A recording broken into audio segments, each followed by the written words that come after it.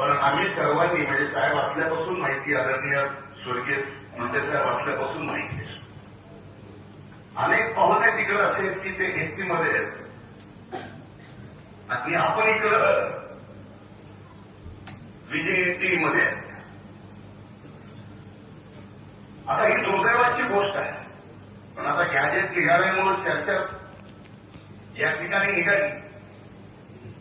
जर त्या हैदराबादच्या गॅजेटमध्ये